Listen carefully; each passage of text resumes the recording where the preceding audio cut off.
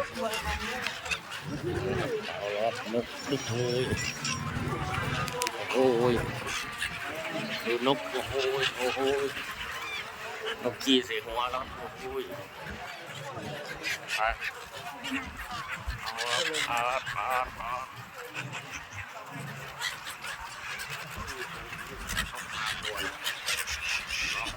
เกี่ยวกาดระวังสะพานหักให้สะพานหักให้เนี่ยอันตราย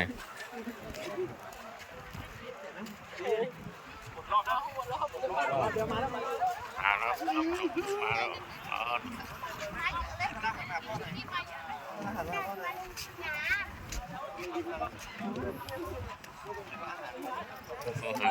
เราหาหอย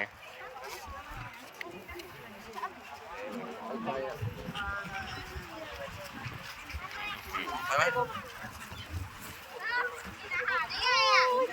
โอ้โห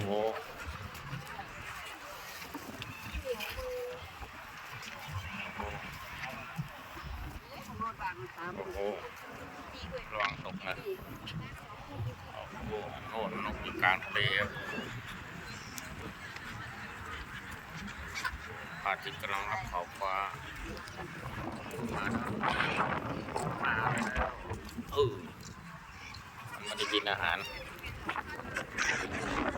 มาแล้วจับหน่อยเร็ว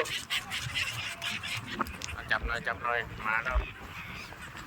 จับหน่อย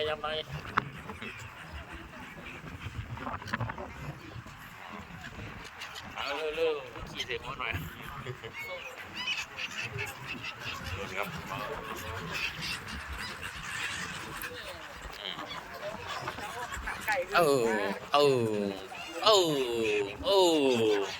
จับหน่อยเร็วมาจับหน่อยเร็ววิว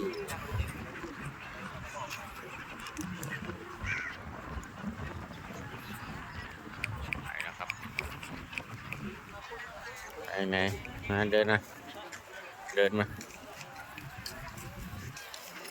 ดูครับตรงนี้โล่งนะครับโปรดระวังห้ามพิงก่อนนะห้ามพิงนะครับแล้วดูครับนกมากินแล้วครับกินบนมือครับปึ๊บลงกินสวยงามมารับปั๊บเอากินมากินแล้วโอ้โหสวยงามมากกินบนมือด้วยครับมาครับ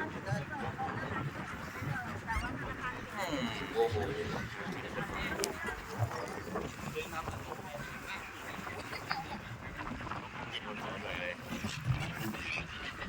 เขามากินบนมือด้วย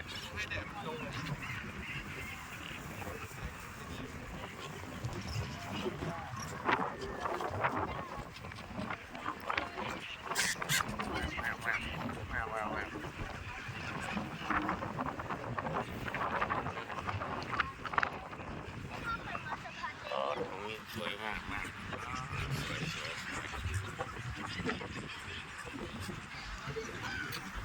เราให้มันกินบนตรงนี้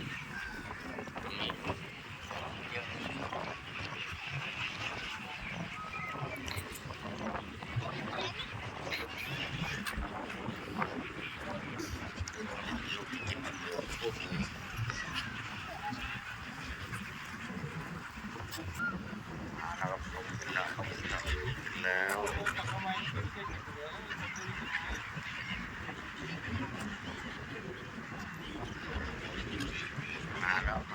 มาแล้วเห็นแล้ว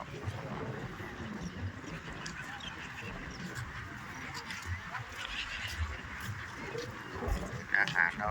มาแล้ว